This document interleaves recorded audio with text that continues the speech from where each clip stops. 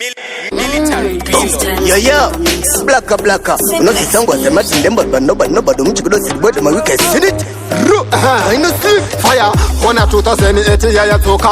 Kona vanu wa yefote vatanga kuproka. Raka, una vanu vachubuka. Kana muhumu ya banaka na matu. Nyangwe, shikanti, ufu wakwira. Boom, sugar ya kwira. Boom, mafuta kwira. Zinu za kwira, zinu za kutura. Keep on hustling. Shese za kwira. Kano, marinzi ya kwira. Ifin, hitira kwira. Ibi, inande skupunye kwira. Situation nacho yatibata konzi. Kutisha isa nguve kuchwaga madombi. Kugara mudeni takuiketa hobi. Andisi kwenye papunza timu ye makombi. Takugara takavara muromo nemino. Kasegerira tichavoneka na meno. Kuguma kwenyika yere ameno. Tongozisira kuna mwari baba kumusoro. Shikanti, ufu wakwira. Boom, sugar ya kwira. Boom, mafuta kwira. Zinu za kwira, zinu za kutura. Keep on hustling. Shese za kwira. Kano, marinzi ya kwira. Ifin, hitira kwira. Ibi, inande skupunye kwira. Zinu zingakwira kutosvika pakutura. Sisupa pasareda timbomirano. Zinu zikakwira kusvika pakutura. Isoramba tichishingirira. Corona.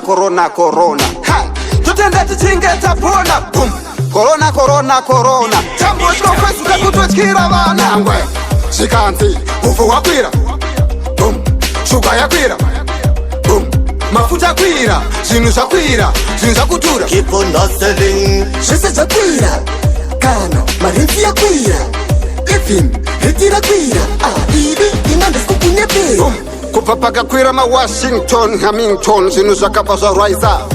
Kuvaporiza corona. Huna makamba na vofarisa. Aisha kwane mariye mu eko. Aisha kwane kana kutenga kana globo.